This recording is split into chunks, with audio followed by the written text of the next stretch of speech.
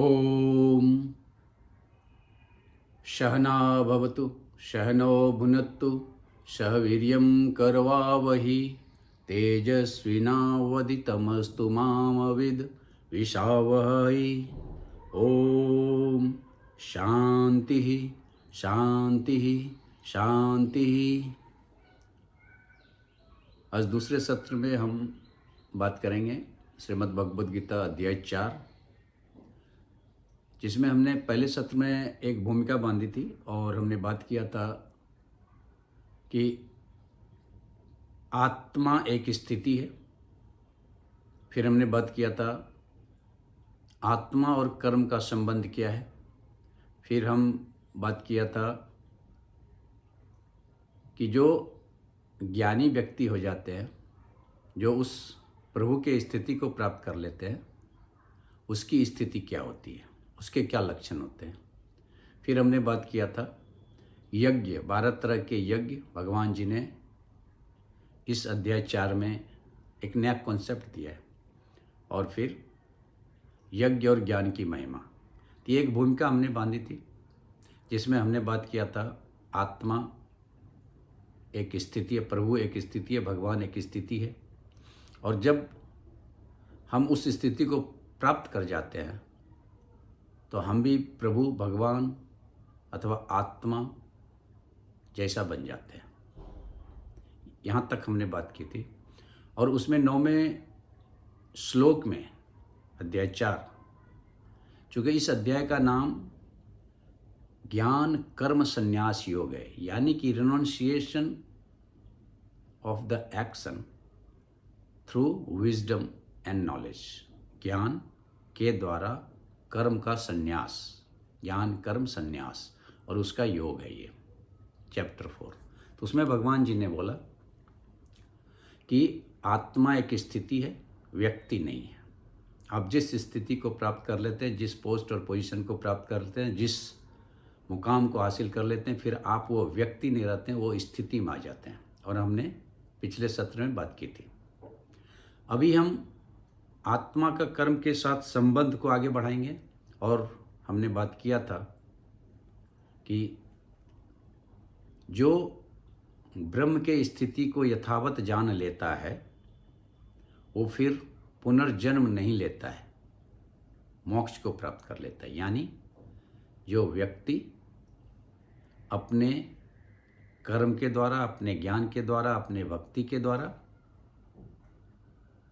श्रेष्ठतम अवस्था को प्राप्त कर लेता है, जो आत्मा की स्थिति है, जो प्रभु की स्थिति है, जो भगवान की स्थिति होती है, तो फिर वो पुनः लौट के इस जीवन और मरण के चक्र में नहीं फंसता है। और भगवान जी इस संबंध में बताते हैं कि आत्मा अथवा तो प्रभु अथवा तो भगवान ही वो आधार है जिस पे ये पूरा सृष्टि, पूरा ब्रह्मांड, पूरा कर्म टिका हुआ है। वीतराग भय क्रोध, भगवान जी 10 नंबर के श्लोक में बोलते हैं, वीतराग भय क्रोध मत मया माम उपाश्रिता बहवो ज्ञान तपसा पूता मत भावम आगता। और बोल रहे हैं कि मैं ही आधार हूं इस सारे सृष्टि का। कहने का मतलब हुआ कि जब हम व्यक्ति उस श्रेष्ठतम स्थिति को प्राप्त कर लेते हैं, जो भगवान है, जो प्रभु है, जो आत्मा है, तो फिर हम सारे कर्मों के चक्र से छूट जाते हैं और फिर हम भी अकर्ता बन जाते हैं। भगवान और प्राणी के बीच का जो संबंध है वो ठीक वैसा ही है जैसे पहिए और धूरी का है, जैसे सारे गहने और सोने का है, जैसे लहरों का पानी के साथ है, समुद्र के साथ है। आप अगर देखेंगे तो मूल तत्व क्या है, जब हम श्रेष्ठतम स्थिति को प्राप्त कर लेते हैं, जो ब्रह्म की स्थिति है, जो भगवान की स्थिति है, जो श्रेष्ठतम अवस्था की स्थिति है, तो फिर वो अकर्ता बन जाता है। फिर वो कर्ता कर्म के चक्र से बाहर निकल जाता है और वो अपने आप को सिर्फ एक आधार मानता है। जैसे प्रभु सारे विश्व का आधार है, सारे कर्म का आधार है। बिना प्रभु का इस सृष्टि में एक पत्ता भी हिल नहीं सकता है। ये सारे वर्ण, ये सारे गुण वो प्रभु के ही रचे हुए हैं। क्षत्रिय, वैश्य, शूद्र, ब्राह्मण, ये गुण के हिसाब से भगवान ने रचे हैं, ना कि जन्म के हिसाब से। लेकिन उसके पहले मम उपासिता, मतलब मेरे पे अवस्थित हो जाओ, मेरे पे डिपेंडेंट हो जाओ, मेरे पे अपना पूरा का पूरा भरोसा कायम करो। जैसे समुद्र बोलती है लहरों को, जब लहर मेरे से ही उठती है और मेरे में ही समाहित हो जाती है, तो फिर वो लहर का ये मानना कि मैं समुद्र से अलग हूँ एक मिथ्या है, एक भ्रम है। जैसे सोना बोलता है गहने को कि सारे गहने, चाहे वो पाजेब हो, चाहे वो सिकरी हो, चाहे वो बाली हो, चाहे वो मुद्रिका हो, मेरे से ही बनती है और फिर मेरे में ही विलीन हो जाती है। तो फिर गहनों का ये मानना कि मेरा एक अस्तित्व है, मेरा एक अलग पहचान है, वो एक भ्रम है। ठीक उसी तरह से भगवान बोल रहे हैं कि जीव जो कि मेरे से ही जन्म लेता है और मेरे में ही फिर मिल जाता है, तो फिर जीव अगर इस मोह में है, इस भ्रम में है कि मैं ही सब करता धरता हूँ, तो ये जीव का भ्रम है। इसलिए भगवान जी बोल रहे हैं कि वीत, राग, भय, क्रोध सब कुछ मुक्त हो जाओ मेरे आश्रय में आकर के। यानी कि जब हम जीव अपने कर्म, ज्ञान और भक्ति के द्वारा प्रभु की स्थिति को प्राप्त कर लेते हैं, प्रभु के आश्रय में चले जाते हैं, प्रभु के शरणागत हो जाते हैं, तो फिर हमारे लिए वो कर्म, अकर्म और विकर्म में कोई भेद नहीं रहता है, क्योंकि हम अकर्ता बन जाते हैं।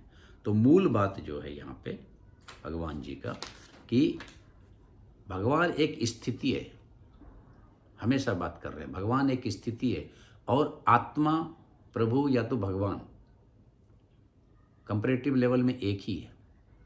तो आत्मा का कर्म के साथ क्या संबंध है? वही संबंध है जो एक चक्के का धुरी के साथ है।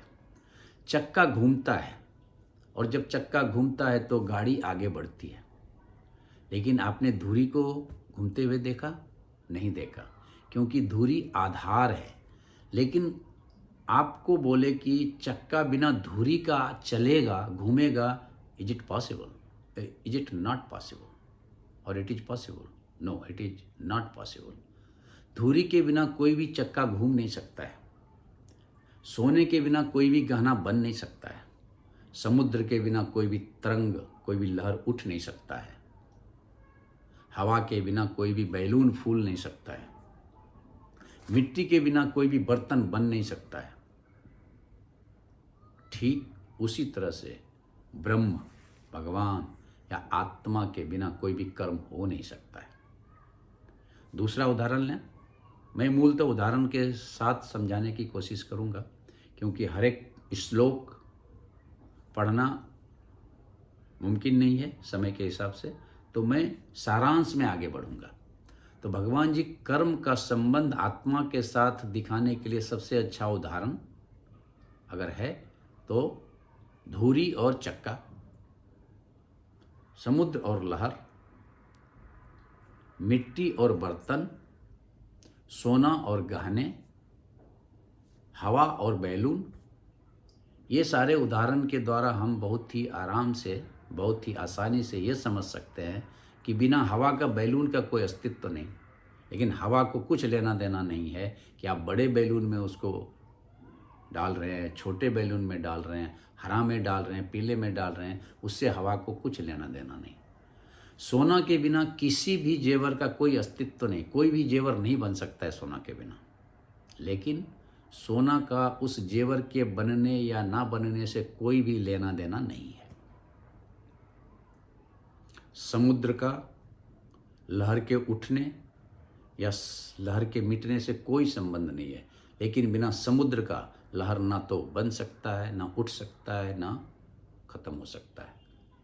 कोई भी बर्तन हो, मिट्टी का बर्तन बिना मिट्टी का बन नहीं सकता है, लेकिन उस मिट्टी का कुछ लेना देना नहीं है। आप उस मिट्टी से दीपक बना रहे हैं, घड़ा बना रहे हैं, सुराही बना रहे हैं। मिट्टी निर्लेप है, मिट्टी अकर्ता है। सोना निर्लेप है, सोना अकर्ता है। समुद्र निर्लेप है, समुद्र अकर्ता है। इसी तरह से आत्मा अकर्ता है, आत्मा कुछ नहीं करता है। लेकिन आत्मा के बिना हम और आप, भगवान के बिना हम और आप कुछ नहीं कर सकते। ये सारांश है आत्मा का कर्म के साथ संबंध का। तो मैं एक दो श्लोक इसमें लूँगा, हालांकि हर एक श्लोक अध्याय 4 का बहुत ही इम्पोर्टेंट है। बहुत ही इम्पोर्टेंट मतलब बहुत ही इम्पोर्टेंट। किसी भी श्लोक को आप स्किप नहीं कर सकते हैं, लेकिन मैंने सारांश में बात करने की कोशिश करूँगा। और एक श्लोक भगवान जी ने 12वें नंबर श्लोक अध्याय 4 में बोला, कार्चंतम कर्मनाम सिद्धि यजंत ईह देवता क्षिप्रम ही मानुषे लोके सिद्धिम भवति कर्मजा। हे अर्जुन, कर्मों में सिद्धि चाहते हुए यहाँ देवताओं के लिए लोग तपस्या करते हैं, क्योंकि इस मनुष्य लोक में कर्मजन्य सिद्धि शीघ्र ही प्राप्त हो जाती है। अभी यहाँ भगवान जी दो बात कर रहे हैं। एक बात कर रहे हैं कि सांसारिक सिद्धि, और दूसरा बात कर रहे हैं कि आध्यात्मिक सिद्धि। तो सांसारिक सिद्धि के लिए लोग अलग अलग देवताओं की पूजा करते हैं, क्योंकि हर एक देवता सिंबलाइज करता है एक सिद्धि को। अगर आपको ताकत चाहिए, आपको कसरत, आपको शरीर अच्छा बनाना है, तो हनुमान जी की पूजा करते हैं। अगर आपको विद्या चाहिए, आपको बुद्धि चाहिए, तो माँ सरस्वती की पूजा करते हैं। अगर आपको लक्ष्मी चाहिए, धन चाहिए, दौलत चाहिए, तो आप लक्ष्मी जी की पूजा करते हैं। तो हर एक लक्ष्य के लिए हमारे हिंदू संस्कृति में, हमारे सनातन संस्कृति में एक देवता को सिंबलाइज किया गया है। तो यहाँ भगवान जी बोल रहे हैं कि सांसारिक सफलता प्राप्त करने के लिए जो व्यक्ति जिस देवता की पूजा करते हैं, उसे उसकी सिद्धि इस मृत्यु लोक में तुरंत मिल जाती है। कहने का मतलब क्या? कहने का मतलब है कि आप सांसारिक स्थिति को प्राप्त करना चाहते हैं तो ये क्षिप्रम है, यह शीघ्र मिलता है आपको। लेकिन आध्यात्मिक स्थिति को प्राप्त करना चाहते हैं तो ये थोड़ी सी कॉम्प्लिकेटेड है, थोड़ा सा एफर्ट लगाना पड़ेगा, थोड़ा सा ज्ञान को, भक्ति को और कर्म को सामंजस्य के द्वारा लेके जाना पड़ेगा। सांसारिक सफलता यानी कि हमको इंजीनियर बनना है, डॉक्टर बनना है, आईएएस बनना है, आईपीएस बनना है, उसके लिए आपको यहाँ पे कंपटीशन देना पड़ता है। और कंपटीशन देने के लिए आप 2 लाख, 4 लाख, 1 लाख, 10 लाख बच्चे के साथ compete करते हैं। It's not a big deal, it's not a big deal. लेकिन आध्यात्मिक सफलता के लिए, स्पिरिचुअल सक्सेस के लिए आपको किसी से भी कोई कंपटीशन करना नहीं पड़ता है, सिर्फ और सिर्फ अपने आप से कंपटीशन करना है, which is the big deal. अपने आप से जीतना, अपने मन को जीतना, अपने इंद्रिय को जीतना, अपने बुद्धि पे काबू करना, इट्स ए बिग डील। इसलिए भगवान जी बोलते हैं कि सांसारिक सफलता क्षिप्रम भवति कर्मजा।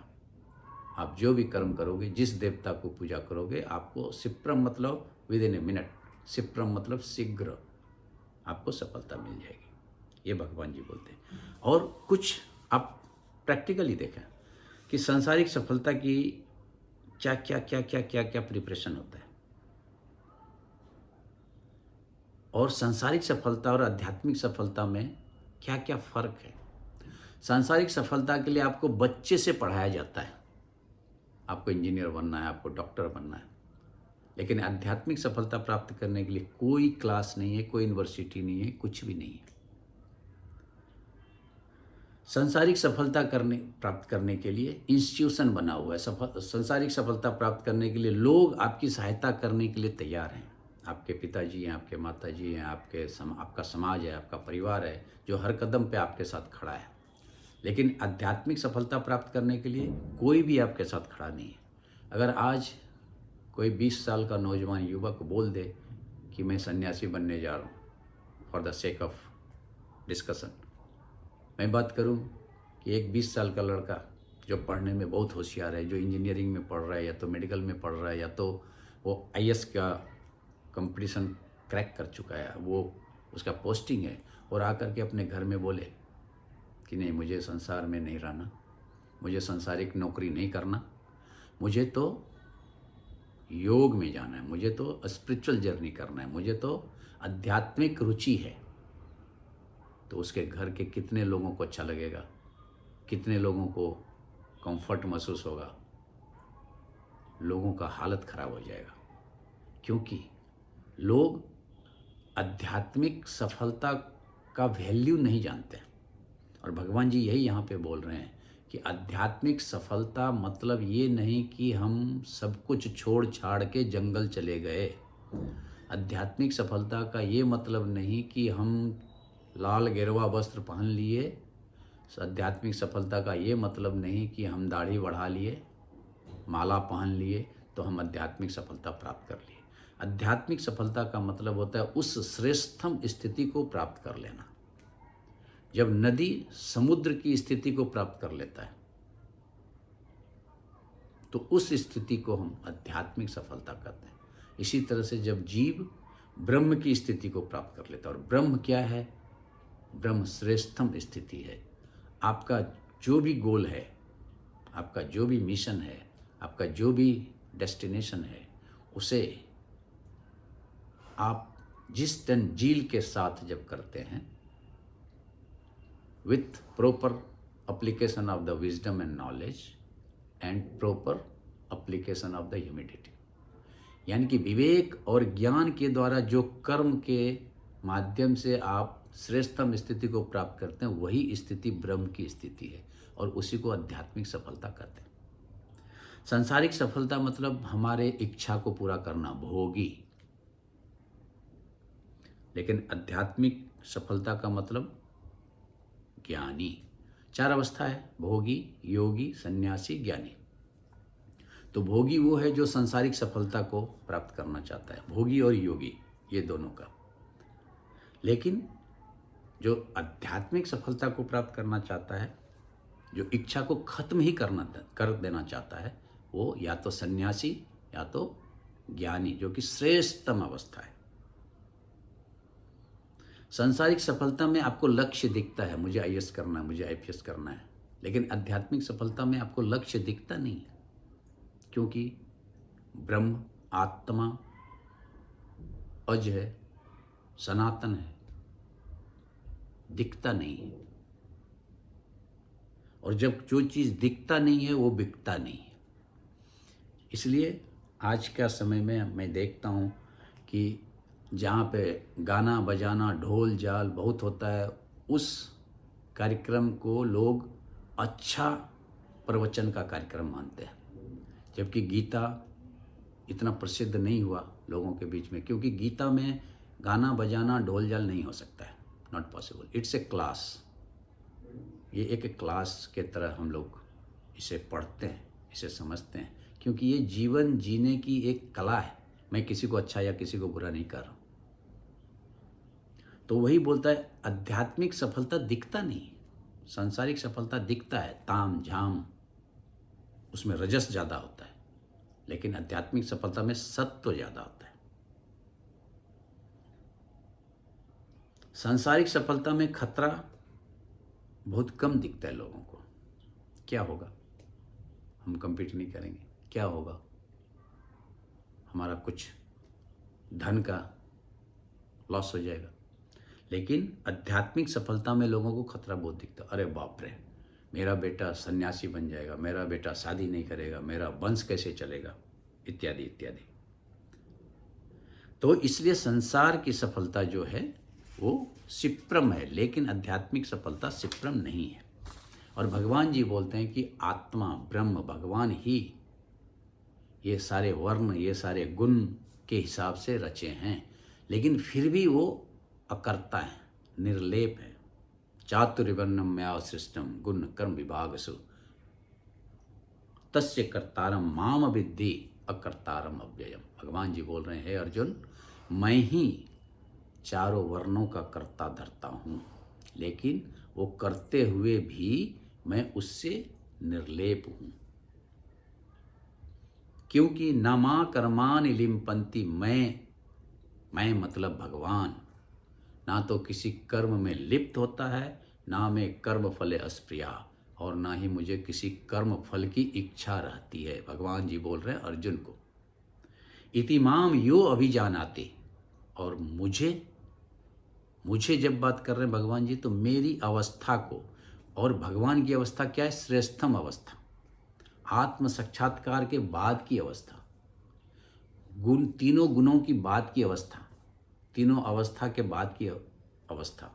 और मैंने एक दिन बात किया था पहले सत्र में कि तीन गुण, तीन अवस्था से जो परे है वही भगवान राम है, वही भगवान कृष्ण है, वही भगवान बुद्ध है, और उसी अवस्था को हम श्रेष्ठ अवस्था कहते हैं। तीन अवस्था, तीन गुण, और तीन गुण कौन है? सात्विक, राजसिक, तामसिक। उस तीनों से जो ऊपर चला जाए उसे गुणातीत कहते हैं, और वही ज्ञानी की अवस्था है, वही श्रेष्ठतम अवस्था है। और तीन अवस्था क्या है? सुषुप्त अवस्था, स्वप्न अवस्था और जागृत अवस्था। जब हम जगे हुए हैं, जब हम आधा जगे आधा सोए हैं, स्वप्न की अवस्था, और जब हम पूरे गहरे नींद में सोए हुए हैं, तो ये तीन अवस्था से जो परे हो जाता है उसे तुर्या अवस्था कहते हैं। और तुर्या अवस्था जो प्राप्त कर लेता है वो राम की अवस्था है। कृष्ण की क्या अवस्था है? कृष्ण केशव, केशव भी नाम है कृष्ण भगवान का, और केशव में क स व, क सिंबलाइजेज ब्रह्मा क्रिएटर, स सिंबलाइजेज शिव डिस्ट्रॉयर, व सिंबलाइजेज विष्णु ऑपरेटर। यानी क्रिएटर, ऑपरेटर एंड डिस्ट्रॉयर, ये तीनों जहाँ एक है उस अवस्था को कृष्ण कहते हैं। बहुत सारे और व्याख्या हो सकती है कृष्ण की, मैं ना नहीं बोलता हूँ। बुद्ध कौन है? बुद्ध कौन है? बुद्धम शरणम अन्वीक्ष कृपणा फल हेतव, जो अपने लक्ष्य को साधता है ज्ञान, कर्म और भक्ति के द्वारा, वो बुद्ध है। और जो अपने लक्ष्य को नहीं साध पाता है वो बुद्धू है। तो इस तरह से भगवान जी अपने 8 या 9 अध्याय में, 9 से लेकर 18 तक में भगवान जी कर्म और आत्मा के बीच का संबंध बताते हैं। और मूलतः जो मैंने बात किया, मूलतः जो बात हमने किया कि आत्मा जो है हर एक कर्म का आधार है। आत्मा वो पेट्रोल है जिससे गाड़ी चलती है, लेकिन उस पेट्रोल को कुछ लेना देना नहीं कि आप उससे कौन गाड़ी चला रहे हैं। उससे आप कार भी चला सकते हैं, उससे आप मोटरसाइकिल भी चला सकते हैं, आप उससे स्कूटर भी चला सकते हैं, लेकिन पेट्रोल के बिना ना तो कार चलेगी, ना तो स्कूटर चलेगी, ना तो मोटरसाइकिल चलेगी। वो स्थिति, आधार की स्थिति, सबस्ट्रम ऑफ ऑल द यूनिवर्स जो है, वो स्थिति भगवान की स्थिति। और भगवान जी यही बोलते हैं कि जब हम उस स्थिति को प्राप्त कर लेते हैं, जब हम धूरी बन जाते हैं, जब हम सोना बन जाते हैं, जब हम मिट्टी की अवस्था को प्राप्त कर लेते हैं, स्थिति को प्राप्त कर लेते हैं, जब हम समुद्र की स्थिति को प्राप्त कर लेते हैं, तो फिर मैं मतलब वो स्थिति में स्थित व्यक्ति, the people who attains that destination or that positions or that goal treats as a karta, inactive, because हवा कुछ नहीं करता है, लेकिन हवा सर्वव्यापी है। सोना कुछ नहीं करता है, लेकिन सोना सारे जेवर में सर्वव्यापी है। मिट्टी कुछ नहीं करता है, लेकिन मिट्टी सारे बर्तन में जो मिट्टी से बने हुए हैं उसमें सर्वव्यापी है। तो इस तरह से भगवान जी ने आत्मा और कर्म के बीच का संबंध बताया। और फिर भगवान जी अभी आ रहे हैं कि जो व्यक्ति इस स्थिति को प्राप्त कर लेता है, क्योंकि आत्मा एक स्थिति है, व्यक्ति नहीं है। आत्मा एक स्थिति है, व्यक्ति नहीं। और इसलिए जो व्यक्ति उस स्थिति को प्राप्त कर लेता है, उस ब्रह्म की स्थिति को प्राप्त कर लेता है, तो उसके क्या क्या लक्षण हैं, जो कि श्लोक नंबर 20 से लेकर श्लोक नंबर 24 तक में भगवान जी ने बताया है। लेकिन उसके पहले 19 नंबर का श्लोक बहुत ही इंपॉर्टेंट है। यस्य सर्वे समारंभा काम संकल्प वर्जिता ज्ञान अग्नि दग्ध कर्माणम तम आहु पंडिता बुधा। कोई पंडित बुधा जिसके सारे कर्म, जिसके सारे कामना और संकल्प से रहित है, कामना और संकल्प से जिसके कर्म रहित है, यानी जिसके कर्म में ना तो कोई कामना है ना तो कोई संकल्प है, उस ज्ञान अग्नि से तपे हुए कर्म वालों को बुद्धिमान लोग पंडित कहते हैं। अभी पंडित क्या है? श्रीमद् भगवद गीता में अध्याय 5 में बोला कि पंडित किसे कहते हैं। पंडित उसे कहते हैं जो गाय, हाथी, चंडाल, कुत्ता सबको एक नज़र से देखता है, उसे पंडित कहते हैं। और यहाँ भी भगवान जी वही बोल रहे हैं कि पंडित किसे कहते हैं? जिसके सारे कर्म ज्ञान अग्नि से खत्म हो जाएं, यानी कि जो अकर्ता हो जाए, जो अकर्ता की स्थिति को प्राप्त कर लें, वो ज्ञानी है, वो पंडित है। और पंडित यानी ज्ञानी, यानी जो श्रेष्ठ अवस्था में पहुंच गया है, उसके क्या लक्षण है? तो 19 नंबर से 20 नंबर से लेकर के 24 नंबर तक का श्लोक भगवान जी ने, 23 नंबर तक का श्लोक भगवान जी ने बोला है। और उसमें बोला कि मैं सिर्फ उसका लक्षण बता देता हूँ और आप अपने आप को उससे कंपेयर करके देख सकते हैं कि हम कहाँ पे हैं। तो भगवान जी बोल रहे हैं कि कर्म फल अनासक्त, वो व्यक्ति कर्म फल से अनासक्त हो जाता है, यानी detach from the fruit of the action. नित्य तृप्त, नित्य तृप्त मतलब कंटेंटेड फॉर एवर। निराश्रय मतलब नॉट डिपेंडेंट। ये 3 हो गया भगवान जी ने बोला। फिर बोलते निराशी, नो होप फ्रॉम एनीवन। यत चित्त आत्मा, यत चित्त आत्मा, जिसका चित्त, चित्त मतलब मन, बुद्धि, अहंकार, ये 3 मिलके चित्त बनता है। तो जिसका चित्त जो है वो आत्मा, आत्मा मतलब श्रेष्ठ अवस्था में पहुंच जाए। अभी चित्त के बारे में अगर थोड़ा मैं बात करूं और चित्त को समझने का अगर मैं एक उदाहरण दूं, तो चित्त जो है वो मोटे बर्फ का सिल्ली की तरह है, जो कि मन, बुद्धि और अहंकार से बना हुआ है। तो जिसका जितना ज़्यादा अहंकार, उसका उतना मोटा चित्त, और जिसका जितना मोटा चित्त वो भगवान से उतना दूर। जैसे बर्फ की सिल्ली जितनी मोटी होगी उसको पिघलने के लिए उतना ज़्यादा टाइम लगेगा। अगर पानी को आप प्रभु मान लें और बर्फ की सिल्ली को चित्त मान लें, तो चित्त को प्रभु में मिलने के लिए जो टाइम लगेगा वो डिपेंड करेगा कि वो बर्फ की सिल्ली कितनी मोटी है। अगर पतला सिल्ली है, पतला लेयर है बर्फ का, तो तुरंत पिघल जाएगा। लेकिन अगर मोटा लेयर है तो पिघलने में टाइम लगेगा, बर्फ पानी बनने में। और पानी सिम्बलाइज करता है प्रभु को, बर्फ का सिल्ली जो है वो सिम्बलाइज करता है चित्त को। तो ठीक तरह से हमारे और आपका जो चित्त है, जिसमें अहंकार बहुत ही इंपॉर्टेंट फैक्टर है, जिसको कि हम डील कर सकते हैं with the help of our मन एंड बुद्धि, mind and intellect. By using correct intellect we can manage our ego And once you are eliminating or diminishing your ego, means your chit becomes thinner and thinner and thinner. And once chit becomes thinner, you are nearer and nearer to the God. This is the equation. The thinner chit nearer to the God, the thicker chit is far from the God. So, यत चित्तात्मा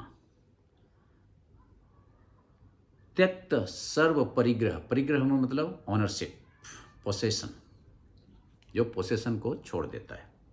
शारीरम केवलम कर्म, सिर्फ शरीर से कर्म करता है। ये सब उनके लक्षण हैं जो ब्रह्मज्ञानी हो जाते हैं, जो उस स्टेट को प्राप्त कर लेते हैं, जिस स्टेट को ब्रह्म ज्ञानी का स्टेट कहते हैं, जिसे हम higher level of mind state बोलते हैं, मेंटल स्टेट बोलते हैं, जो द्वंद्वातीत हो जाता है। द्वंद्व अतीत यानी जो द्वंद्व, कंफ्यूजन से परे हो जाए। यदृच्छा लाभ संतुष्ट, यानी contented with what he has, he or she has. यदृच्छा मतलब बाय डिफॉल्ट, लाभ मतलब व्हाट यू आर गेनिंग, संतुष्ट मतलब कंटेंटेड। जो व्यक्ति जो उसके पास है उससे संतुष्ट है, यदृच्छा लाभ संतुष्ट। विमत्सर, विमत्सर मतलब जिसमें ईर्ष्या नहीं है। सम सिद्धि असिद्धि मतलब constant, stable in win and loss, constant in profit and loss, constant in weak and strong, constant in life and death.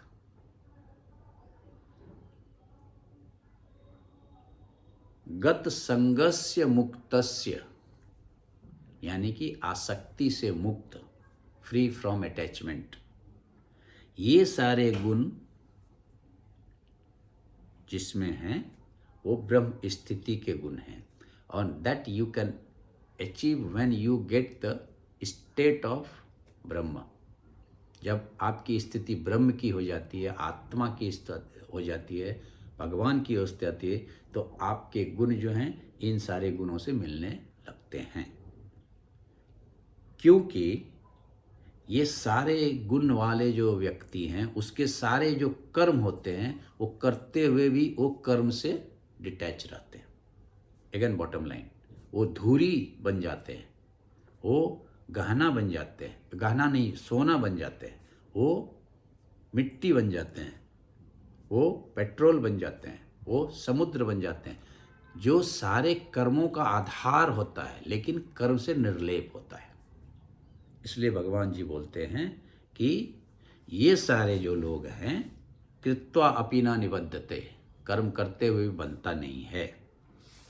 फिर वो बोलते हैं कर्मणो अभिप्रवृत्तो अपि न एव कश्चित करोति यः, वो सारे कर्म करते हुए भी ऐसा लगता है कि वो कुछ नहीं करता है। फिर वो बोलते हैं शारीरम केवलम कर्म कुर्वन्न आपनोति किल विषम, शरीर से कर्म करते हुए भी किसी दुख और सुख को प्राप्त नहीं करते हैं। और अंत में बोलते हैं यज्ञ आचरतः कर्म समग्रम प्रबलीयते, यज्ञ करते हुए सारे कर्म को उस यज्ञ में स्वाहा कर देते हैं। यानी कि जो उस लेवल पे पहुंचा हुआ व्यक्ति है, जो उस स्थिति को प्राप्त कर लिया व्यक्ति है, उसके सारे कर्म यज्ञ में विलीन हो जाते हैं। यहाँ पे शब्द आ गया यज्ञ, और यज्ञ जो कि हमने बात किया कि 24 नंबर श्लोक से 31 नंबर श्लोक तक यज्ञ की बात है।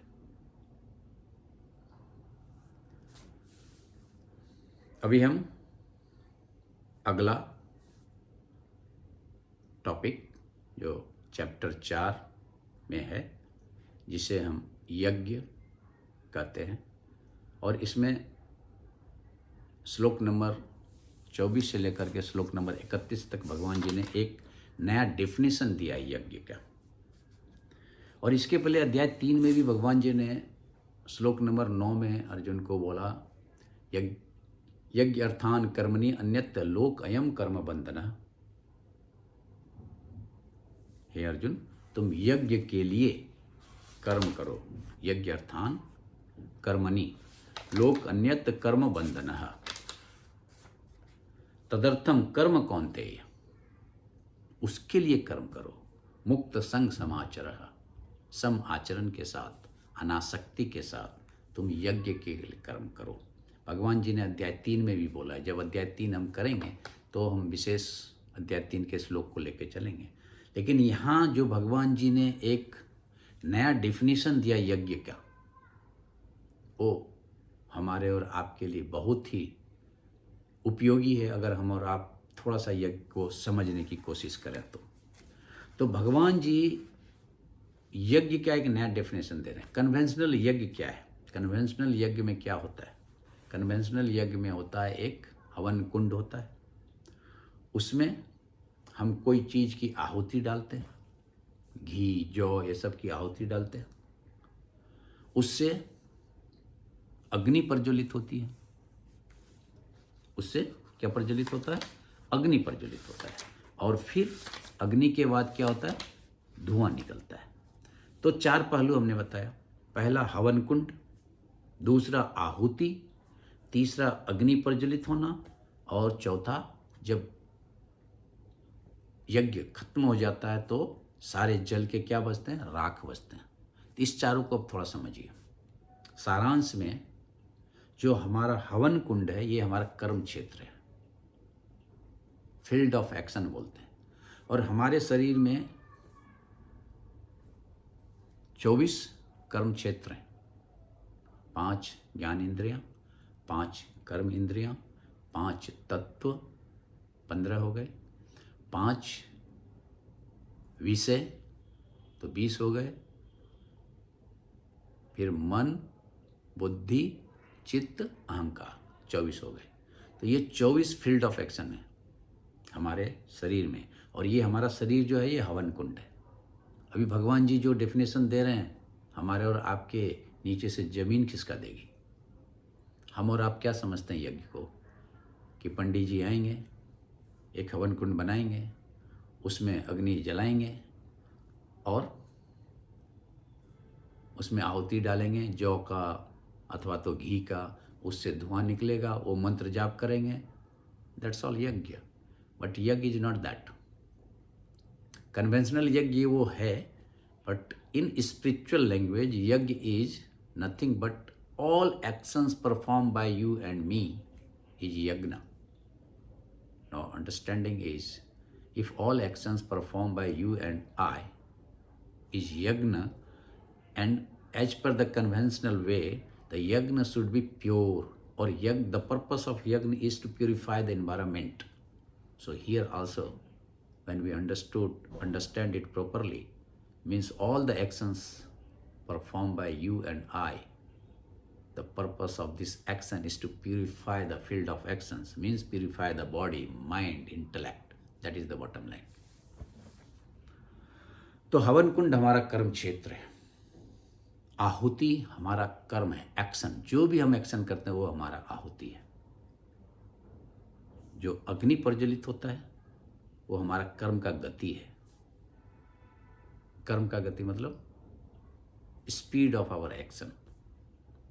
और जो राख बच जाता है वो हमारे कर्म का रिजल्ट है जो हमको अंत में मिलता है।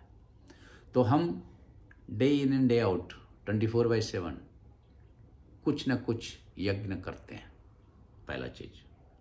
दूसरा, हमें और आपको ये समझना पड़ेगा कि जो भी हम कर्म कर रहे हैं उसका पर्पस क्या है? To make our field of activity, यानी हमारा शरीर मन बुद्धि को प्यूरिफाई करना। तीसरा, how to control the speed of our action, कर्म की गति, कितना तेज अग्नि निकालना है उससे, उतना ही हम उसमें आहुति डालते हैं। सो right proportionate of the action in the field of activity.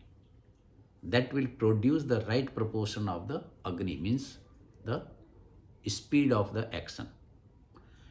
And the most important point, once we complete our action, once we perform our action, then no worry for the result what you have.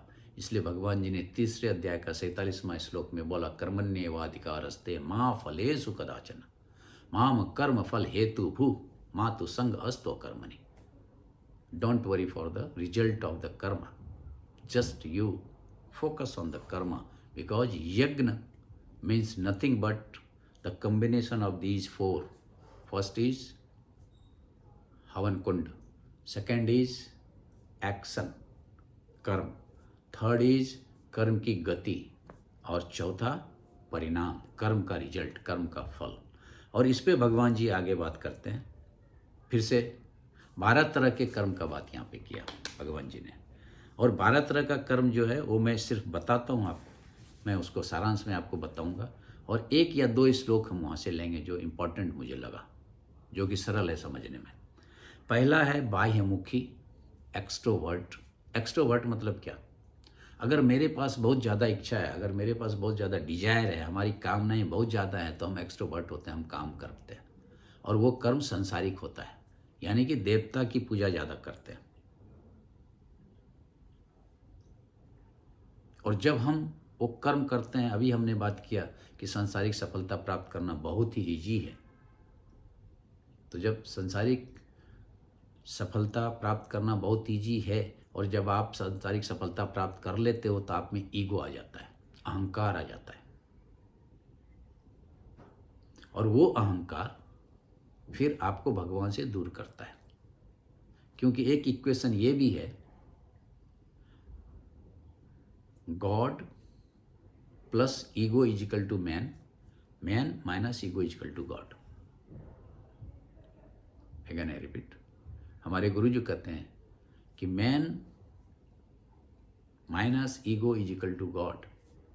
जब आदमी अहंकार को छोड़ देता है तो ब्रह्म की स्थिति को प्राप्त कर लेता है. Man minus ego is equal to अहंकार. हम हमेशा उस स्थिति पे बात करते रहेंगे. आत्मा स्थिति है, व्यक्ति नहीं. This is the bottom line of this chapter. And all other श्लोक्स, all others portions are supporting that statement, that आत्मा, सोल, प्रभु, भगवान, God is a state of mind which we try to attain whole life. हम खोजते क्या? उस स्थिति को ही खोजते हैं, हम उस स्थिति को ही खोजते हैं. इसलिए मेरा बॉटम लाइन स्टेटमेंट होगा throughout the discourse of chapter 4 Shrimad Bhagavad Gita, ज्ञान कर्म संन्यास योग. तो भगवान जी ये 12 यज्ञ में बोला, पहला यज्ञ है बाह्यमुखी यज्ञ, जिसमें कि हम सारे अपने कर्मों की आहुति डालते हैं to gain the object and the people relation. 2 things only. एक तो हम कोई वस्तु को चाहते हैं, या तो किसी व्यक्ति को चाहते हैं सांसारिक स्तर पे. और वो दोनों को जब हम प्राप्त कर लेते हैं तो हमें क्या होता है? अहंकार होता है, आई एम द डूअर. जबकि भगवान जी बोलते हैं, अहंकार विमूढ़ आत्मा कर्ता अहमिति मन्यते, अध्याय 3 में श्लोक नंबर 27. बोलते हैं कि वो जो अहंकारी व्यक्ति है वही समझता है कि मैं करता हूँ.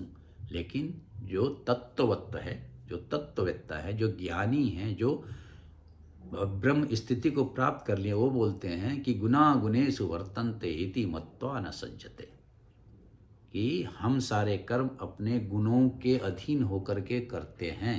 और ये समझ के ज्ञानी व्यक्ति उस झमेले में पड़ता ही नहीं. कितनी बड़ी बात है ये. अगर इस बात को 10%, 5% भी हम समझ जाएं तो हमारी ज़िंदगी कितनी सरल हो जाएगा. We understand that we are doer, what we are achieving, what we achieved so far, I am the source of that achiever. But भगवान जी क्या बोल रहे हैं? No, under the influence of the ego you are thinking that you are a doer, कर्ता. लेकिन जो ज्ञानी व्यक्ति हैं, जो ज्ञान की स्थिति को प्राप्त कर लिए हैं, जो श्रेष्ठतम आत्म साक्षात्कार ज्ञानी सन्यासी की स्थिति को प्राप्त कर लिया, वो बोलता है गुना गुणेषु वर्तन्ते, यानी there is a reaction between the गुनास and the object, sense objects. आँख किसी दृश्य को देखता है, घटना घट जाती है। नाक किसी स्मेल को लेता है, घटना घट जाती है। कान किसी चीज़ को सुनता है और घटना घट जाती है। जीभ किसी चीज़ का टेस्ट लेता है और घटना घट जाती है। त्वचा किसी चीज़ को स्पर्श करता है और घटना घट जाती है। गुना गुणेषु वर्तन्ते इति मत्वा न सज्जते। इसलिए आँख और दृश्य का एक रिएक्शन हुआ और मन में एक अनुभव हुआ, जो कि एक यज्ञ है। हमने आहुति डाला, हमारे मन के हवन कुंड में हमने आँख के द्वारा आहुति डाला दृश्य का, और उससे क्या उत्पन्न हुआ? अनुभव धारा, जीवन अनुभव धारा इसे कहते हैं, जो कि हमारे आगे आएंगे। तो अभी हम बाह्यमुखी हैं। उससे श्रेष्ठ यज्ञ क्या होता है? अंतर्मुखी, इंट्रोवर्ट। इंट्रोवर्ट मतलब क्या होता है? जिसकी कामना कम हो जाए, जो अपने कामनाओं को कम कर लेता है, वो इंट्रोवर्ट हो जाता है। और वहाँ पे क्या होता है? अपने अहंकार को ही वो आहुति दे देता है। पहले में क्या हो गया? अपने कर्म को आहुति दिया सांसारिक सफलता के लिए। दूसरे में क्या हो गया? उससे जो अहंकार प्राप्त हुआ उसी को अपने ज्ञान रूपी हवन कुंड में आहुति दे दिया। तो उससे क्या प्राप्त हुआ? उसे आत्म साक्षात्कार, यानी कि higher level of mental state, जिसे हम बोलते हैं ब्रह्म की स्थिति, आत्मा की स्थिति, भगवान की स्थिति। तीसरा जो हमने बात किया, जब इंद्रिय और विषय के बीच में रिएक्शन होता है तो अनुभव धारा चलती है, वो तीसरा यज्ञ है। चौथा यज्ञ है कि उस इंद्रिय को, यानी कि हमारे पांचों इंद्रिय जो है, उसी का आहुति दे दो। किसमें? संयम रूपी अग्नि में। क्योंकि सबसे इम्पोर्टेंट जो है भगवान जी बताना चाह रहे हैं, और बॉटम लाइन अगेन जो है कि मन अगर बुद्धि के वशीभूत नहीं है तो हमारे सारे कर्म उस इंद्रिय और इंद्रिय विषय भोग विलास के वस्तु को प्राप्त करने के लिए ही होता है, जो कि पहला यज्ञ है। लेकिन यहाँ भगवान जी बोल रहे हैं कि जब इंद्रिय का ही संयम रूपी यज्ञ में आहुति डाल दो, तो फिर ना तो आपके पास कामना रहेगी, ना तो आपके पास कर्म की इच्छा रहेगी। और इसे एक उदाहरण से समझेंगे, क्योंकि बहुत इंपॉर्टेंट है ये। हम और आप या कोई व्यक्ति जिसे आदत है शराब पीने की, एक व्यक्ति ऐसा है जो कि शराब के लिए कहीं भी कुछ भी करने के लिए तैयार है, यानी भोगी की स्थिति।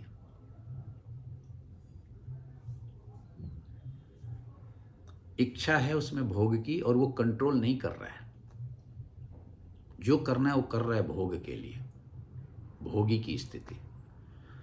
दूसरा व्यक्ति, उसको भी इच्छा है शराब पीने की, लेकिन वो कंट्रोल करने की कोशिश करता है अपने इंद्रिय को। अभी शराब देख करके आँख, शराब देख करके जिह्वा, शराब देख करके हमारा त्वचा, और शराब के लिए ये सारे इंद्रियां ललायित हो जाती हैं। लेकिन जो व्यक्ति उसे कंट्रोल करने की कोशिश कर रहा है, वो योगी के स्टेट में आता है, योगी के स्टेट ऑफ माइंड में आता है। तो एक व्यक्ति है जिसे इच्छा पे कोई कंट्रोल नहीं है, भोगी। एक व्यक्ति है जिसे इच्छा तो है लेकिन उस पर कंट्रोल कर रहा है, योगी और सन्यासी की स्थिति। और एक व्यक्ति है जिसे इच्छा ही नहीं है, ज्ञानी की स्थिति। और जिसे दारू पीने की इच्छा ही नहीं है, शराब पीने की इच्छा ही नहीं है, उसे आप कितने भी बारंबार बार बार किसी भी बार में लेके जाओ, किसी भी दारू के अड्डे पे लेके जाओ, वो क्या करेगा? सॉफ्ट ड्रिंक्स पी के आ जाएगा। क्योंकि उसे इच्छा है ही नहीं। तो तीसरा जो व्यक्ति है वो बोल रहे इंद्रिय का हमने आहुति डाल दिया संयम रूपी यज्ञ में, क्योंकि मुझे अब इच्छा ही नहीं रही। और पांचवा जो है श्रेष्ठ यज्ञ, ये यज्ञ आंतरिक यज्ञ की हम बात कर रहे हैं। इंटरनल यज्ञ चल रहा है हमारे अंदर, हर जीव के अंदर में ये इंटरनल यज्ञ चल रहा है, जो कि लोगों को दिखता नहीं। और सबसे जो हाईएस्ट लेवल ऑफ यज्ञ भगवान जी ने बताया, 5वां नंबर का यज्ञ, उसको बोला जो संयम के द्वारा तुमने इंद्रिय, संयम की अग्नि में जो इंद्रिय को डाला, उसी संयम को तुम फिर से आत्म ब्रह्म आत्म ज्ञान की अग्नि में डाल दो आहुति। यानी कि अब संयम की जरूरत नहीं है। जो तीसरा लेवल का व्यक्ति है, जो ज्ञानी है, उसे संयम की जरूरत है ही नहीं। एक है जिसे जरूरत है लेकिन वो करता नहीं, दूसरा है जिसे जरूरत है और वो कर रहा है, और तीसरा है जिसे संयम की जरूरत नहीं है। यानी पहला वो व्यक्ति है जिसे इच्छा है, और दूसरा वो व्यक्ति है जिसे इच्छा है लेकिन वो कम कर रहा है, और तीसरा वो व्यक्ति है जिसे इच्छा ही नहीं है। और जो व्यक्ति को इच्छा ही नहीं है, उसे आप कुछ भी करो, उसे कुछ फर्क नहीं पड़ता। ये 5वें नंबर का यज्ञ है। अभी 6, 7, 8 और 9 ये जो है ये बाह्य यज्ञ है, जिसे समाज देखता है, आप और हम देखते हैं कि वो यज्ञ कर रहा है। तो 6ठे नंबर का यज्ञ है द्रव्य यज्ञ, जिसे हम बोलते हैं दान देना, पैसा समाज के लिए, परिवार के लिए, देश के लिए खर्चा करना। एक से एक इंडस्ट्रियलिस्ट, एक से एक पैसा वाला धर्मशाला खोल के बैठा हुआ है, अनाथालय खोल के बैठा हुआ है, वो यज्ञ कर रहा है, अपने द्रव्य, अपने पैसे की आहुति डाल रहा है परोपकार के लिए, समाज सेवा के लिए। तो ये दिखता है, यानी बाह्य यज्ञ है। अभी तक जो हमने 5 यज्ञ की बात की वो आंतरिक यज्ञ है। अभी ये दूसरा बाह्य यज्ञ में द्रव्य यज्ञ, फिर तपो यज्ञ। तपो यज्ञ मतलब कॉन्स्टेंट ऑन योर फिजिक, जिसमें हम प्राणायाम करते हैं, एक्सरसाइज करते हैं, उसे हम बोलते हैं तपो यज्ञ, वो भी दिखता है। योग यज्ञ, mental activity which gives the result to the society, पढ़ाना, गीता का ज्ञान प्रदान करना, सत्संग में भाग लेना, ये सारे योग यज्ञ ने। और श्रेष्ठ यज्ञ जो है इस चारों में, वो स्वाध्याय ज्ञान यज्ञ है। स्वाध्याय ज्ञान यज्ञ मतलब हो गया कि हमने जो पढ़ा, learning, churning and sharing, that is स्वाध्याय ज्ञान यज्ञ। अभी स्वाध्याय मतलब हमने जो पढ़ा, हमने गीता जी पढ़ा, हमें कुछ समझ में आया, उस ज्ञान को समाज में बांटना, चाहे माध्यम कुछ भी हो, फेस टू फेस माध्यम हो, कहीं पंडाल में हम बैठ के बात कर रहे हैं, या तो अभी सोशल मीडिया के थ्रू, चाहे वो व्हाट्सएप हो, चाहे फेसबुक हो, चाहे लिंक्डइन हो, चाहे आपका कोई भी हो, आपने अपना चैनल बनाया यूट्यूब पे, बट पर्पस क्या है? पर्पस है स्वाध्याय ज्ञान यज्ञ, यानी कि हम अपना नॉलेज का, हम अपने ज्ञान की आहुति डाल रहे हैं। कहाँ पे? समाज रूपी हवन कुंड में, जिसमें क्या होता है कि कर्म, जो हमारा कर्म है, जो हमारा ज्ञान रूपी कर्म है, उसकी जो स्पीड है, उसका जो गति है, वो कंट्रोल में हो, और अंत में एक आदमी सुने, 1000 आदमी सुने, 1,00,000 आदमी सुने, डजंट मैटर। आजकल लोग बोलते हैं ना, इसके इतने फॉलोवर हैं, इतने फॉलोवर हैं, इतने फॉलोवर हैं, लेकिन जो ज्ञानी है उसे फॉलोवर दिखता नहीं, उसे ये दिखता है कि मैंने कम से कम इतना ज्ञान शेयर किया। That is the 9 number of यज्ञ।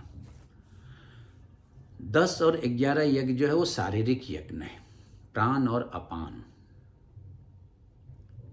हम और आप जानते हैं, पतंजलि योग में प्राणायाम करते हैं, 5 तरह के प्राण हमें अपने आत्मा से जोड़ के रखती है। इसको इस तरह से समझें कि 5 तरह के प्राण हैं, प्राण, अपान, व्यान, समान और उपान। प्राण जो है जो हम सांस लेते हैं, इनहेलेशन करते हैं। अपान जो है वो जब हम एक्सहेलेशन करते हैं, जो हम सांस को फेंकते हैं। समान जो है जब हम सांस लेते हैं तो नाभि के इर्द गिर्द जो सांस रुकती है वो समान है। व्यान जो है वो जब हम सांस लेते हैं तो नाभि के नीचे से होकर के वो हवा निकल जाती है, वो सांस निकलती है। और उदान जो है, उपान जो है वो जब हम सांस लेते हैं तो हमारे हृदय से ऊपर होकर के हमारे मस्तिष्क से होकर के निकलता है। तो ये 5 तरह के प्राण वायु हैं और ये पांचों प्राण वायु हमारे शरीर को हमारे आत्मा से जोड़ के रखती है। तो आप देखेंगे जब व्यक्ति की मृत्यु होती है तो बोलते हैं इसके प्राण पखेड़ू उड़ गए, ये नहीं बोलते इसके आत्मा उड़ गए, ऐसा नहीं बोलते। क्यों नहीं ऐसा बोलता है? क्योंकि आत्मा तो अकर्ता है, आत्मा तो सर्वव्यापी है, अज है, नित्य है, शाश्वत है, पुरातन है, सर्वव्यापी है, अव्यय है। तो आत्मा तो न जन्म लेती है न मरती है। आत्मा कहीं चल भी नहीं पाती क्योंकि आत्मा सर्वव्यापी है, उसे कहीं जाने की जरूरत नहीं। तो जाति क्या है जब हम मरते हैं? तो जाता है प्राण पखेड़ू। इसलिए बोलते हैं कि मृत्यु के बाद इसके प्राण पखेड़ू उड़ गए। तो हाउ दिस प्राण पखेड़ू functions in our body and in our soul, ये थोड़ा समझिए। वो 5 जो प्राण हैं वो हमारे शरीर को मन से या तो आत्मा से उसी तरह से जोड़ के रखता है जैसे कि 2 काठ का टुकड़ा को हेडलेस नेल जोड़ के रखता है। कांटी आप दोनों काठ के टुकड़े में मार दीजिए, वो दोनों जुड़ा रहेगा। लेकिन जब उस काठ के टुकड़े को आप हिलाएं डोलाएं या किसी गर्म जगह पे रखें या किसी बिल्कुल बर्फ़ के जगह पे रखें तो due the course of period, समयांतर, कालांतर, वो ढीला होने लगेगा by the virtue of chemistry, chemical actions. ठीक उसी तरह से हमारे प्राण वायु जो है ये 5 तरह समय के हिसाब से with the journey of the life, जन्म, जरा, व्याधि, मृत्यु, ये हमारे 4 स्टेज है। जन्म लेते हैं, फिर बढ़ते हैं, फिर कुछ प्रोड्यूस करते हैं, फिर हमें बूढ़ा होते हैं, फिर हमें रोग होता है और फिर हमें मृत्यु आ जाती है। This is the journey of the life. और उसमें ये प्राण वायु जो है ठीक वैसा ही एक्ट करता है जैसे कि वो कीला जो है वो दोनों लकड़ी को जोड़ने में काम करता है। तो यहाँ भगवान जी बोल रहे हैं कि ये यज्ञ है। अगर हम सही से प्राण वायु को अंदर लें, अगर हम सही से अपान वायु को बाहर करें तो ये हमारे शरीर के लिए, हमारे आत्मा के लिए एक श्रेष्ठतम स्थिति होती है। मैं बहुत ही डिटेल में नहीं जा रहा हूँ। और 12वां नंबर का यज्ञ जो अंतिम यज्ञ है, प्राण अपान को जब हमने संयमित कर लिया तो नियत आहार यानी कि right proportion of the food, जो कि भगवान जी ने 14 नंबर का अध्याय में, 14 नंबर का अध्याय में भगवान जी ने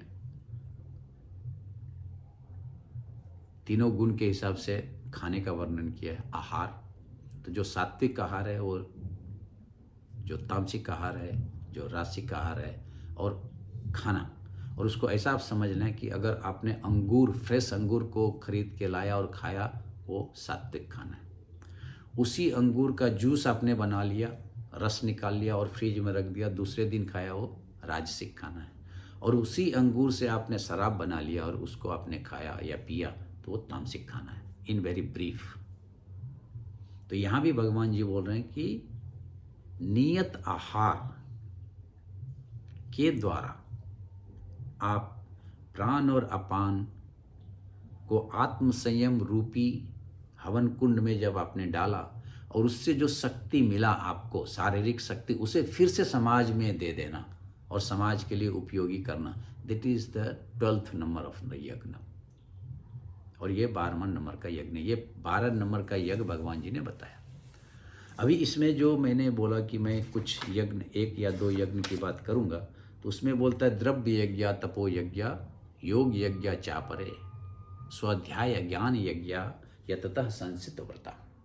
क्रोनोलॉजी ऑफ द यज्ञ, जो बाहर का यज्ञ है, सबसे निम्न यज्ञ है वो धन का है, फिर तन का है, फिर मन का है, फिर बुद्धि का है, और सबसे बड़ा जो है वो स्वाध्याय ज्ञान यज्ञ यानी कि ब्रह्म यज्ञ है। आप श्रेष्ठ के लिए निम्न को छोड़ देते हैं। This is the one concept in spirituality. Shrimad Bhagavad Gita में भगवान जी हमेशा बोलते हैं कि श्रेष्ठ को पकड़ो, निम्न छूट जाएगा। श्रेष्ठ को पकड़ो, निम्न छूट जाएगा। हम बोलते हैं कर्म को छोड़ें, कैसे? कर्म को छोड़ने की जरूरत नहीं है, कर्म खुद ब खुद छूट जाएगा।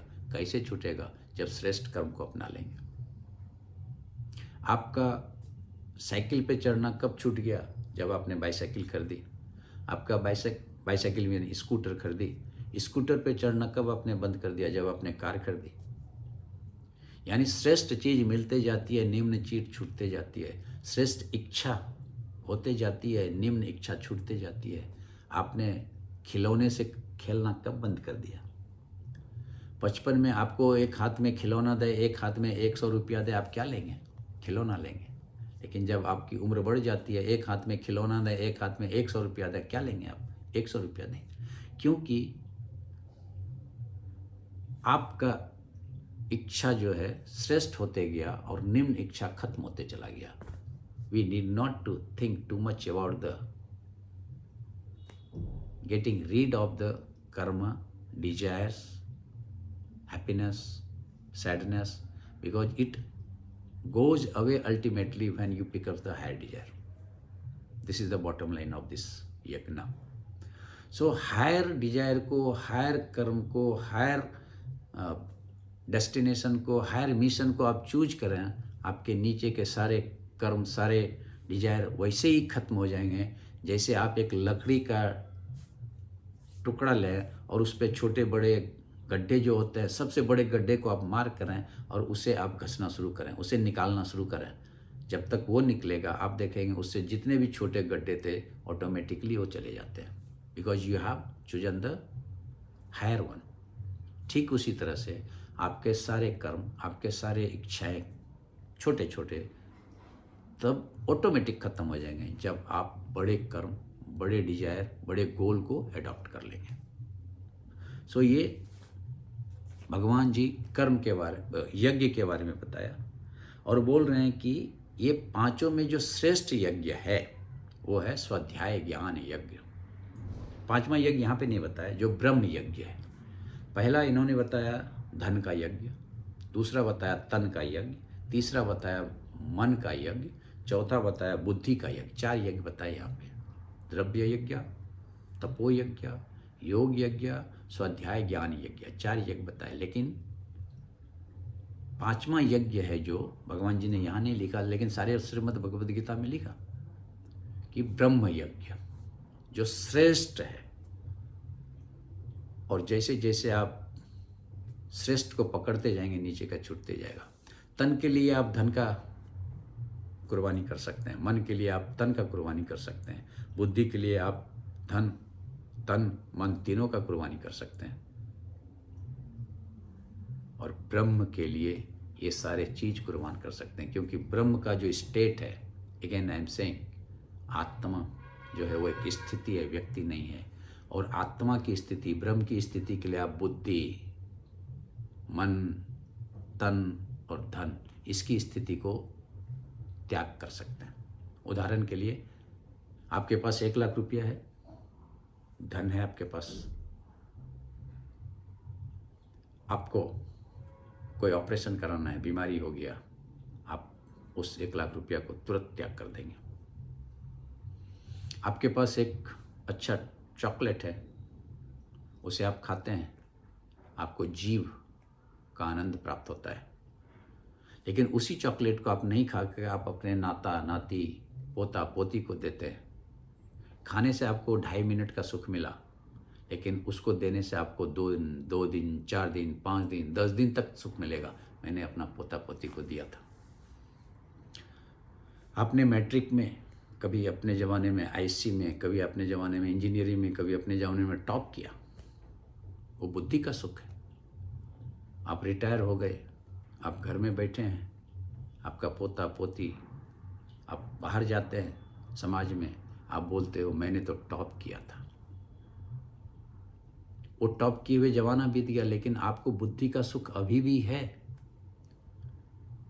और अंत में जो है वो परमात्मा का सुख है, वो आत्मा का सुख है, जो अभी हम बात कर रहे हैं, ज्ञान कर्म संन्यास योग, bye means of the wisdom to attain the state of mind which is the ultimate highest state, which we call the Atma Sakshatkar, self-realization, salvations from the agitation through knowledge and wisdom that we are all talking. So अपने जीवन में उस स्थिति को जब हम प्राप्त कर लेते हैं, जिसे हम ब्रह्म की स्थिति कहते हैं, आत्मा की स्थिति कहते हैं, तो वो ब्रह्म की स्थिति है। और उसके लिए doesn't matter if we have to sacrifice our intellect state, mental state, physical state and पैसा की स्थिति, धन की स्थिति। और ये सारे का सारांश अब क्या है, यज्ञ का सारांश क्या है? तो सबसे पहला श्लोक मैं पढ़ना चाहूँगा, 24 नंबर का श्लोक। ब्रह्म अर्पणम ब्रह्म अभि ब्रह्म अग्नो ब्रह्म नाहुतम ब्रह्म एव तेन गंतव्यम ब्रह्म कर्म समाधिना। ये श्लोक बहुत इंपॉर्टेंट है। इंपॉर्टेंट इन द सेंस, हमारे सारे कर्म क्या होने चाहिए? To the God, for the God, by the God. जैसे बोलते हैं ना, हमारा संविधान क्या है? For the people, of the people, by the people. तो उसी तरह से हमारे कर्म क्या होना चाहिए? For the God, of the God, by the God. ब्रह्म अर्पणम। हम सभी अज्ञान के चलते हमारा सारा कर्म आज क्या है? धन अर्पणम। धन अर्पणम। हमारा सारा कर्म आज का डेट में क्या है? कर्म अर्पणम, ख्याति अर्पणम, पोजीशन अर्पणम। हमको क्या चाहिए? हमको धन चाहिए। हमको क्या चाहिए? हमको पोस्ट चाहिए, पोजीशन चाहिए। हमको क्या चाहिए? हमको अच्छे रिलेशन चाहिए। ये सारे सांसारिक अर्पणम हैं। लेकिन भगवान जी यहाँ क्या कर रहे हैं? The real sense of the यज्ञ इज ब्रह्म अर्पणम। ब्रह्म अर्पणम मतलब for the God, of the God, by the God. जैसे संविधान जो है वो सबसे उच्चतम स्थिति है भारत के लिए इन द लीगल टर्म। इसलिए संविधान लिखने वाले ने सबसे पहला लाइन क्या लिखा? The constitution of India is for the people, of the people, by the people. तो ठीक इसी तरह से भगवान जी ने जब श्रीमद् भगवद गीता में अर्जुन को कंक्लूजन दे रहे हैं तो बोल रहे हैं कि your all action, you means you and I and all creatures, all the सभी जीव, you and I, all the actions devotes to the God. Your all actions should be for the God, of the God, by the God. इसलिए तुम्हारा कुछ भी नहीं है। तुम्हारा है क्या? सिर्फ एक efforts, but you don't have right on the result of that effort। इसलिए भगवान जी ने बोला कर्मण्येवाधिकारस्ते, कर्मणे ही अधिकारते। अगर उसका संधि विच्छेद करें तो कर्म पे ही तुम्हारा अधिकार है। कर्मण्य अधिकार ते महा फलेषु कदाचन, फलेषु यानी रिजल्ट पे कभी नहीं। He told before also. और यहाँ भी भगवान जी बोल रहे हैं कि देयरफॉर ब्रह्म अर्पणम, ब्रह्म ही अर्पण है, ब्रह्म हवि, ब्रह्म ही घी है, कॉन्सेप्ट ऑफ यज्ञ। ब्रह्म अग्नो, ब्रह्म ही अग्नि है, ब्रह्मणाहुतम, और ब्रह्म ही आहुति है। ब्रह्म अर्पणम, ब्रह्म हवि, ब्रह्म अग्नौ, ब्रह्मणाहुतम। यानी चारों जो स्टेट हमने बताया, field of activity, the action, the speed of action and the result, ये चारों कौन है? ब्रह्म ही है, by the Brahma, for the Brahma of the Brahma. If we understand all our actions in this direction, we are able to achieve the state of Brahma, आत्मा, आत्मा की स्थिति को प्राप्त कर सकते हैं। इसलिए भगवान जी ने बोला आत्मा एक स्थिति है, भगवान एक स्थिति है, व्यक्ति नहीं है। तो हम सभी को इस ज्ञान के माध्यम से हमारे सारे कर्म 24/7 जो हम करते हैं, सोते जागते, क्योंकि 12 यज्ञ में आपने देखा सोते हुए हम सांस लेते हैं, सोते हुए हम सांस छोड़ते हैं। हम जब जागृत होते हैं तो हम व्यायाम करते हैं, हम प्राण, अपान, व्यान, समान, उदान का अभ्यास करते हैं। सोते जागते हम मानसिक अवस्था से यज्ञ करते हैं, आंतरिक हो, बाहरी हो, इंद्रिय द्वारा हो, संयम द्वारा हो, जो कि हमने 12 यज्ञ की बात किया। तो यहाँ पे यज्ञ की बात भगवान जी ने बताया, और इस यज्ञ के द्वारा 12 यज्ञ के द्वारा भगवान जी ने ये बता दिया कि हमारे सारे कर्म इसी 12 यज्ञ में भस्मभूत हो जाते हैं, if you understand our action to be performed. और वो भगवान जी ने बोला कि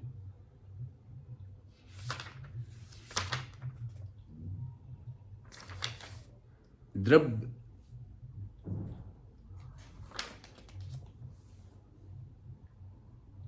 उन्होंने बोला कि जस्ट मिनट,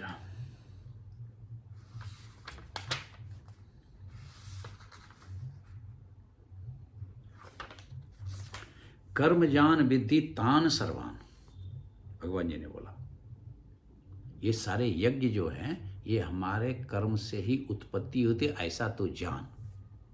कर्म जान विद्धि तान सर्वान ज्ञात्वा विमुक्ष से, अगर ये चीज़ तुमको समझ में आ गई तो तुम्हें कोई भी दुख तकलीफ नहीं होगा, यू विल बी लिबरेट। क्योंकि सारे संसार के कर्म इसी ज्ञान रूपी यज्ञ में भस्म हो जाते हैं। भगवान जी ने बोला आत्म संयम योग अग्नि जो यति ज्ञान दीपिते। कौन कौन कर्म? सर्वाणि इंद्रिय कर्माणि प्राण कर्माणि चापरे। इंद्रिय द्वारा सारे कर्म और प्राण के द्वारा किए हुए सारे कर्म, जो 12 कर्म रूपी हमने 12 कर्म का जो बात किया उसका संक्षेप में बोला सारे इंद्रिय द्वारा किए हुए कर्म अथवा तो प्राण द्वारा किए हुए कर्म, ये सभी आत्म संयम रूपी अग्नि जो आहुति कुंड है उसमें भस्म हो जाते हैं, और उससे जो प्रज्वलित होती है वो ज्ञान दीप है। ज्ञान दीप मतलब आगे हम जब ज्ञान की महिमा बात करेंगे तो उसमें हम बात करेंगे। तो इस तरह से ये ज्ञान की बात हमने किया।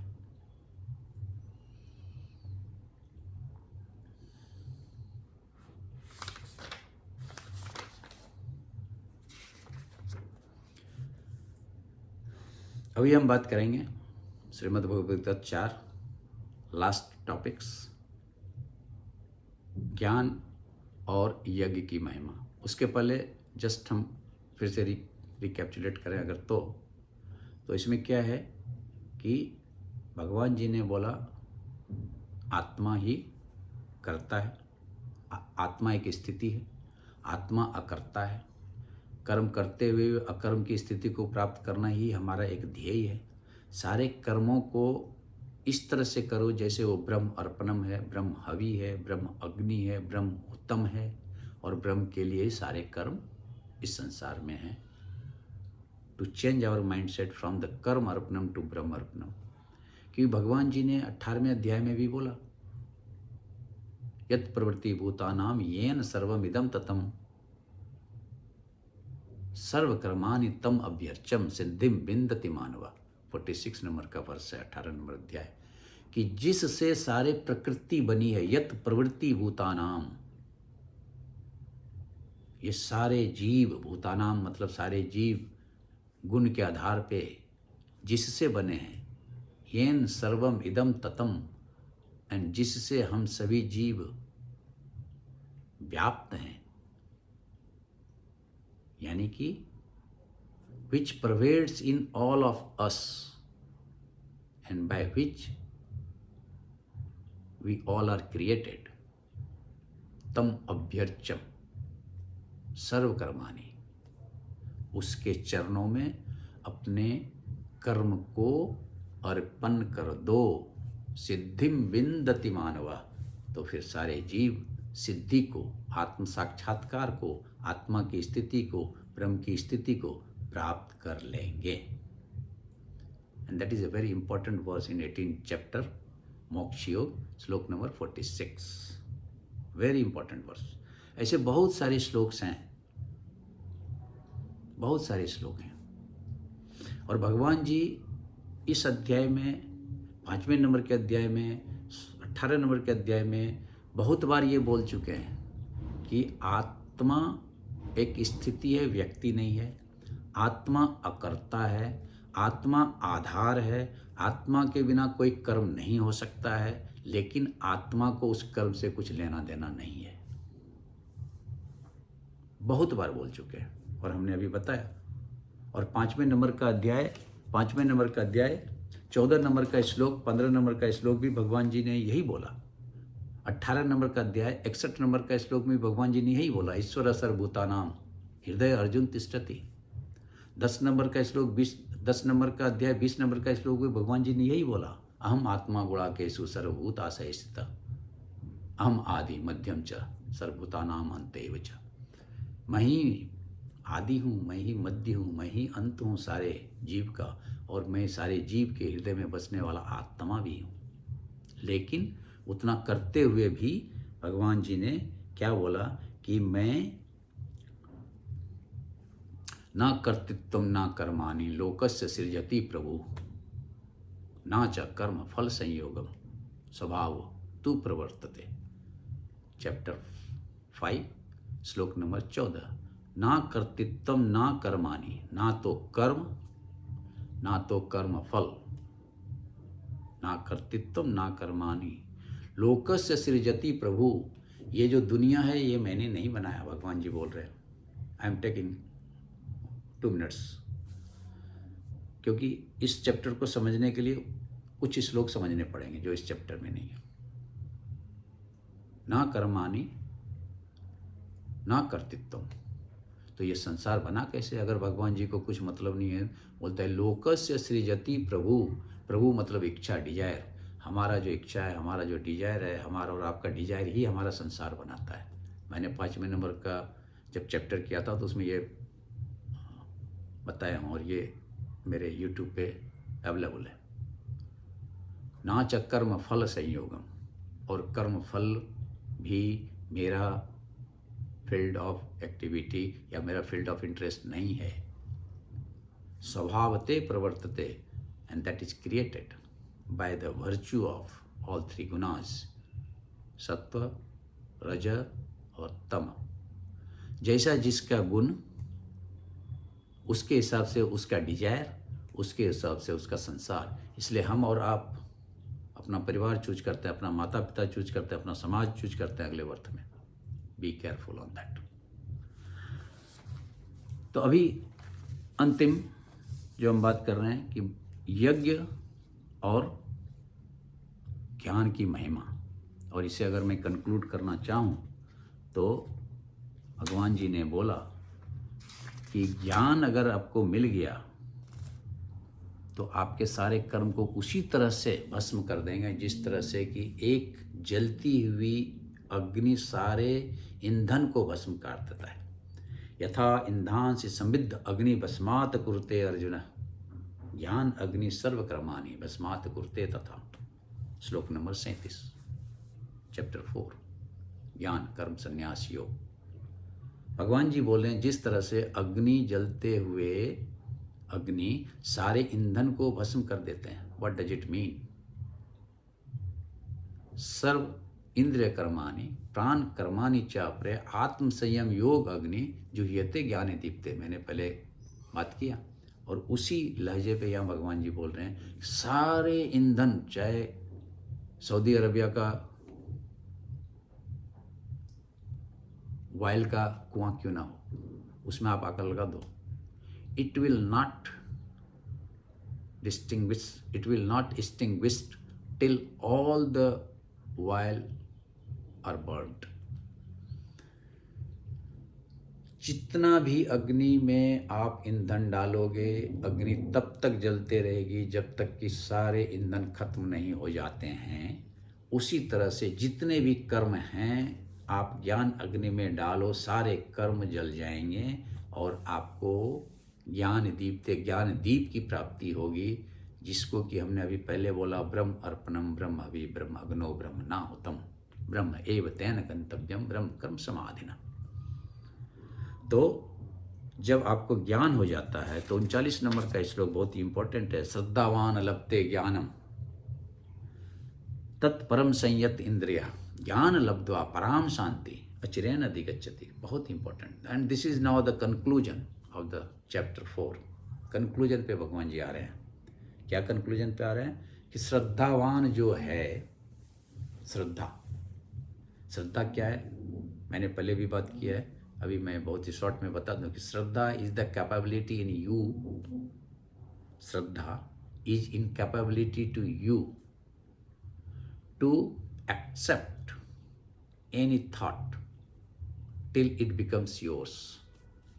श्रद्धा वो शक्ति है, वो विचार है, आपके जब मन और बुद्धि में वो रस और बस जाए तब वो श्रद्धा है। जैसे रसगुल्ला चाशनी में रस और बस जाता है, उसी तरह से जब विचार हमारे मन और बुद्धि में रस और बस जाए तो वो विचार हमारी श्रद्धा बन जाती है। विश्वास और श्रद्धा में फर्क है। विश्वास और श्रद्धा में फर्क है। राम भगवान हैं, ये विश्वास नहीं हो कि श्रद्धा है। लेकिन दिल्ली भारत की राजधानी है, वो विश्वास है, उसमें कोई श्रद्धा की बात नहीं। Just I am giving one example to drive the point, nothing else.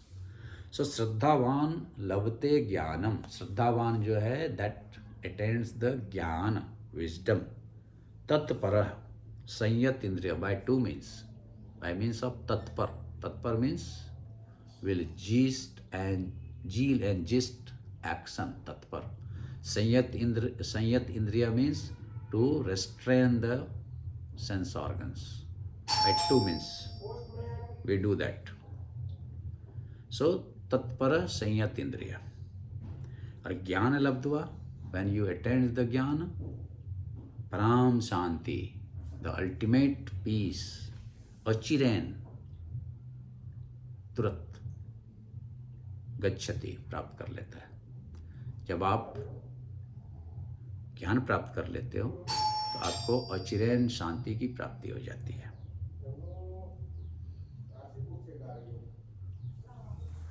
इस तरह से भगवान जी ज्ञान और यज्ञ की महिमा बता रहे हैं। और अंत में 42 नंबर का श्लोक कंक्लूजन दे रहे हैं। तस्मात्, देयरफॉर, अज्ञान संभूतम, अज्ञान से उत्पन्न, हृदयस्थम, हृदय में, ज्ञान आसीन आत्मना, अपने हृदय में ज्ञान रूपी शस्त्र से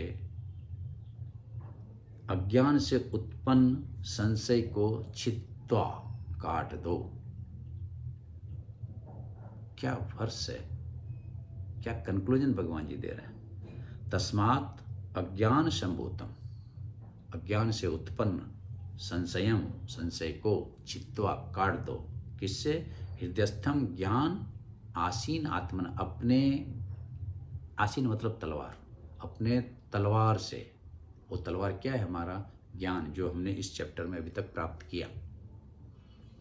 तो अपने हृदय में स्थित ज्ञान रूपी तलवार से अज्ञान रूपी संशय जो हमारे हृदय में उत्पन्न हुए उसे काट दो। छित्वा एनम संशयम, योगम अतिष्ठ, और योग में स्थिर हो जाओ। उत्तिष्ठ भारत, हे भारत तुम उठो और युद्ध करो। कहने का मतलब हुआ कि भगवान जी ये चैप्टर में हमें ज्ञान के माध्यम से ये बताना चाह रहे हैं कि उस स्थिति को प्राप्त करो जो स्थिति आपके सारे संशय को और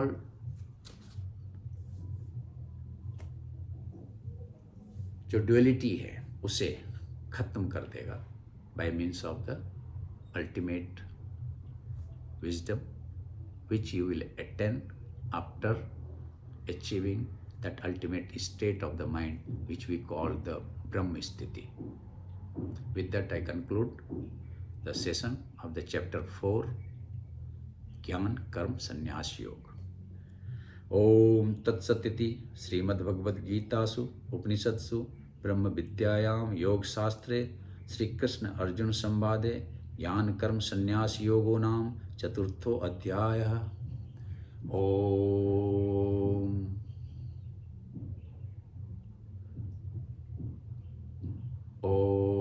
पूर्णमद पूर्णमिदं पूर्णात् पूर्णमुदच्यते पूर्णस्य पूर्णमादाय पूर्णमेवावशिष्यते। ओम शांति शांति शांति।